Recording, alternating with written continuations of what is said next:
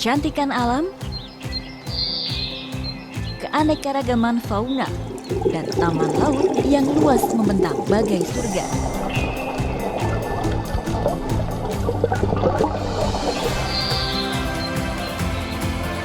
Dilengkapi dengan bentang alam yang tiada duanya serta keramahan budaya yang masih terus dijaga.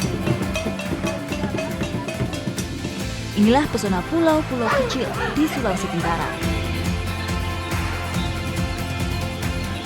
Bersama saya, Amalina Lutfia, kami akan mengajak Anda menjelajah alam Sulawesi Tenggara. Hanya di Juri, Way to Explore.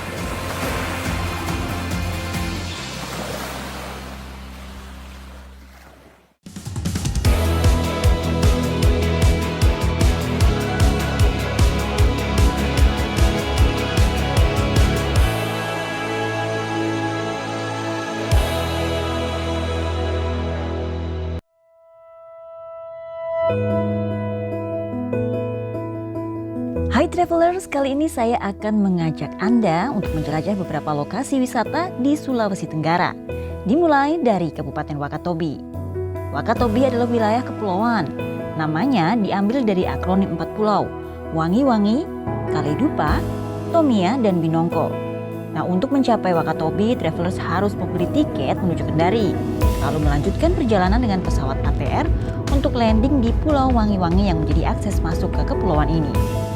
Perjalanan kurang lebih bisa memakan waktu hingga 1 hari. Hari pertama di Wakatobi, perjalanan saya mulai dari Desa Mola. Ini adalah desa tempat tinggal suku Bajo yang dikenal sebagai orang laut. Menurut cerita rakyat, dulunya suku Bajo hidup berpindah dari satu laut ke laut yang lain, sebelum akhirnya menetap di beberapa tempat. Salah satunya di Pulau Wangi-Wangi. Menariknya, kelompok sadar wisata di Desa Mola ini sudah siap dengan paket perjalanan untuk wisatawan yang ingin singgah di sini. Tujuan pertama kali ini adalah melihat lumba-lumba. Selamat pagi dari Wakatobi. Hari ini jam berapa ini sekarang? Jam 6 pagi saya sudah berada di Desa Mola. Ini adalah kampungnya suku Bajo yang ada di Wakatobi. Pagi-pagi ini nih karena ini semuanya, hampir semuanya nelayan, aktivitas di sini sudah sangat ramai. Nah, kenapa saya pagi-pagi ada di sini? Karena kita hari ini mau melihat atau mencari ya lumba-lumba dan semoga bisa ketemu. Nah, itu Bapak Kepala Desa yang mau ngantar kita ke sana. Selamat pagi, Pak. Kita akan perjalanan kira-kira berapa lama untuk mencari dolphin itu? Perjalanan sekitar kurang lebih setengah jam. Setengah jam. Namun perjalanan tur kita kali ini ada kira-kira dia memakan waktu sekitar kurang lebih 2 jam ya. Nah, ini adalah salah satu titik di mana kita mulai untuk berlayar nantinya untuk mencari dolphin. Iya. Jam berapa Pak best time-nya untuk cari lumba-lumba itu jam berapa? Biasanya pada jam-jam pagi seperti ini sudah bisa kita bisa. Jam 6 gitu ya, iya. paling nggak. Lebih pagi lebih bagus. Iya. Lebih bagus. Oke lah kalau gitu kita siap-siap dulu Pak. Kita langsung biar lumba-lumbanya nggak lari. Kami pun bertolak menuju spot lumba-lumba yang berjarak sekitar 20 menit berperahu boat. Yang perlu diingat, lumba-lumba adalah hewan liar ya Travelers, jadi pemandu pun tidak bisa selalu menjamin keberadaannya.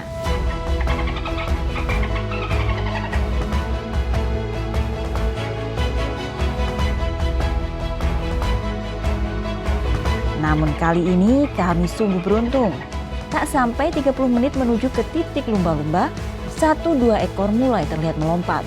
Dan ternyata tak lama kita dikelilingi segerombolan lumba-lumba yang sesekali berenang ke permukaan. Wah, sungguh pemandangan yang sangat langka loh ini. Pak, kita udah kira-kira 30 menit bener ya tadi ya? Betul. Bapak kayaknya melihat sesuatu tuh di kejauhan, terus memprediksi tuh di situ ada lumba-lumba. Apa tadi yang dilihat Pak?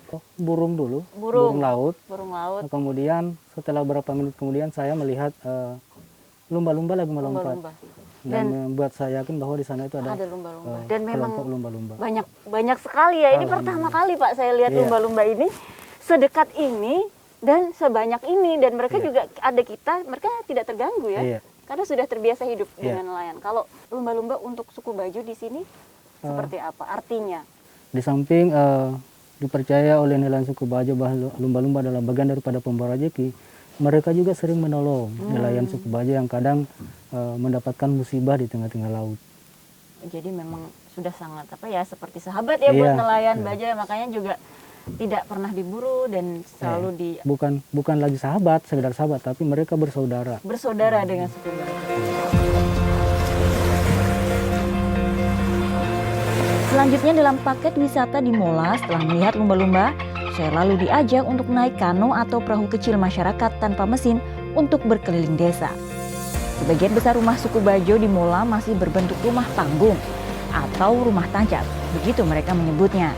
Dan sebagian besar penduduk di sini mencari nafkah sebagai nelayan. Jadi yang kalau dilihat nih, kita sedang bersampan ini di sekeliling kita, rumah-rumah panggung masih banyak. Ya Pak ya. Yang sejak kapan sih Pak suku Bajo ini tinggal di Pulau Wangi-Wangi ini atau di Wakatobi ini? Kan kalau kita lihat kan suku Bajo itu dulunya kan di laut ya, mengembara di laut, hidupnya itu pindah-pindah di laut antara satu laut ke laut lain. Sejak kapan? Sejak tahun berapa di sini? Ya, kalau sejarah perkampungan Bajo yang ada di Pulau Wangi, yaitu yang di perkampungan Mola, itu sejak tahun 1960-an. Nah, sebelumnya juga belum langsung tinggal di sebuah rumah-rumah begini, rumah-rumah tancap. Mereka tinggal di sebuah perahu. Nah, kalau di kami namanya ini lepa. Lepa. Oh, ini model perahu ini udah lama ya dipakai sama suku Bajo. Ya, ada beberapa jenis perahu. Nah, salah satunya yang pertama dipakai itu perahu seperti ini jenis ini. Jadi kalau kita di sini namakan lepa dibura. Mengakhiri perjalanan di Desa Mola, saya melihat sekelompok ibu-ibu sedang menumbuk beras untuk menjadi bedak. Dan saya pun ingin melihat lebih dekat bagaimana sih ibu-ibu ini membuat bedak secara tradisional. Tadi sewaktu saya naik sampan, saya lihat ada ibu-ibu di atas sampan tuh pakai bedak semacam seperti masker ya kalau orang Jakarta bilang kan. Ternyata ini nih dibuatnya dari beras ya? Iya, dari beras dengan dicampur sama daun, bisa pakai daun mangkuk atau kunyit. Kunyit. Iya. Bedanya apa ini? Ini kan yang putih nih. Ini yang ada kuning. Yang putih kan bisa dibawa lama-lama di terik matahari. Oh, jadi yang dipakai ibu-ibu di laut itu yang ini. Iya. Oh, untuk melindungi dari matahari. Kalau yang ini kunyit? Ini biasa dipakai di rumah karena untuk flek hitam. Oh, jadi ini ramuan. Jadi sebelum ada skincare nih. Iya. Ibu-ibu di Mola di Bajo ini sudah menemukan skincare-nya sendiri nih dengan ramuan-ramuan tradisional, ada beras, kunyit. Ini apa? Ini apa? Ini kunyit putih. Kunyit putih, Iya. tuh ada kunyit putih sama daun melo. Ini ditumbuk terus Habis ditumbuk bisa diayak. Dari Desa Mola kami melanjutkan perjalanan menuju ke Desa Adat, masih di Pulau Wangi-Wangi. Wakatobi, sesaat lagi tetap di Journey.